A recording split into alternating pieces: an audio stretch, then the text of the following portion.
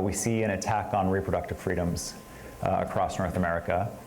That's why Premier David Eby is touting the NDP's progress on women's reproductive issues, including free birth control and funding for the first round of in vitro fertilization. Even though the BC Conservatives haven't mentioned abortion in their platform, Eby is accusing Conservative leader John Rustad of trying to erode those rights. It's fairly safe to say that if he is at best ambivalent about reproductive freedom and at worst hostile to it, that women's access to abortion, women's access to free birth control is on the ballot this election, just like it is in the United States.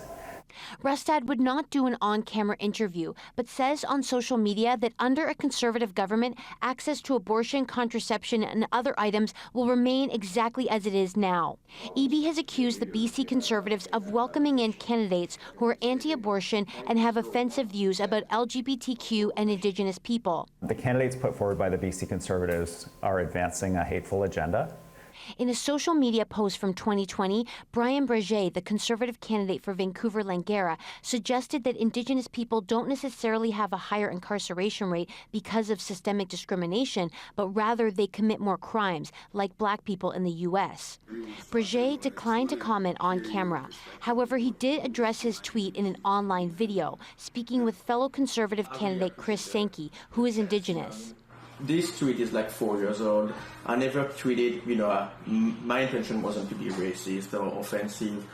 Breger says Indigenous and Black people suffer from decades of discrimination, and what he calls the woke left do not care about the underlying issues. NDP candidates have also accused Tim Tillman, the BC Conservative candidate for Victoria Beacon Hill, of a bigoted attack on racialized New Democrat MLAs.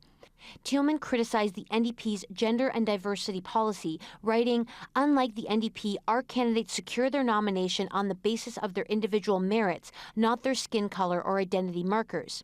NDP MLA Aman Singh says it's an example of Trump-style politics meant to divide people. The NDP party policy states that if a departing MLA is a man, they must be replaced by a woman or an equity-seeking candidate. Tillman argues the NDP is exploiting a wedge issue to distract from its poor record on affordability and public safety. If you point out that they have a policy that promotes people based upon their sex and race and other group identity markers, then they call you a racist. BC Green Party MLA Adam Olsen says he's concerned by the increasingly polarized political discourse between the NDP and the BC Conservatives. The extreme right and the extreme left exist in a political narrative. Most people in the province find themselves somewhere in between those. And I think what both political parties are trying to achieve is getting people to fear the other. Olsen says it only serves to distract from the major issues facing British Columbians, like healthcare and housing. Katie DeRosa, CBC News, Victoria.